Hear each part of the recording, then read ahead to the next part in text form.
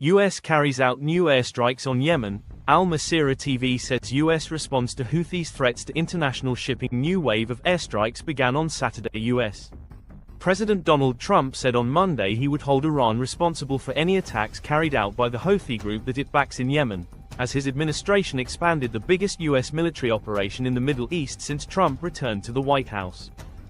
Responding to the Houthi movement's threats to international shipping, the US launched a new wave of airstrikes on Saturday.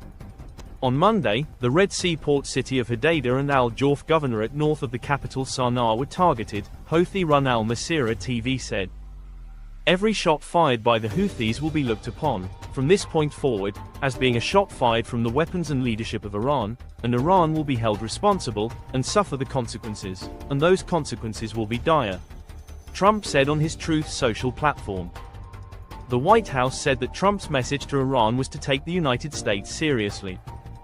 The Pentagon said it had struck over 30 sites so far and would use overwhelming lethal force against the Houthis until the group stopped attacks. The Pentagon's chief spokesperson, Sean Parnell, said the goal was not regime change. Lieutenant General Alex Grinkwich, director of operations at the Joint Staff, said the latest campaign against the Houthis was different to the one under former President Joe Biden because the range of targets was broader and included senior Houthi drone experts. Grinkwich said dozens of Houthi members were killed in the strike. The Biden administration is not believed to have targeted senior Houthi leaders. The Houthi-run health ministry said on Sunday that at least 53 people have been killed in the attacks. 5 children and 2 women were among the victims and 98 have been hurt, it said. The Houthis, an armed movement that has taken control of the most populous parts of Yemen despite nearly a decade of Saudi-led bombing, have launched scores of attacks on ships off its coast since November 2023, disrupting global commerce. One US official told Reuters the strikes might continue for weeks.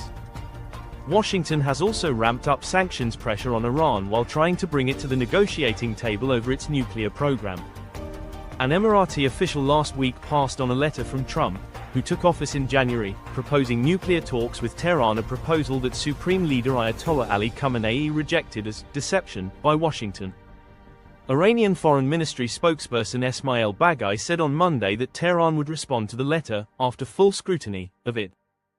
The Houthis say their attacks, which have forced companies to reroute ships to longer and more expensive journeys around southern Africa, are in solidarity with Palestinians as Israel strikes Gaza.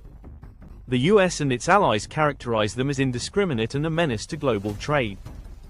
Houthi leader Abdul Malik al-Houthi said on Sunday the militants would target US ships in the Red Sea as long as the US continues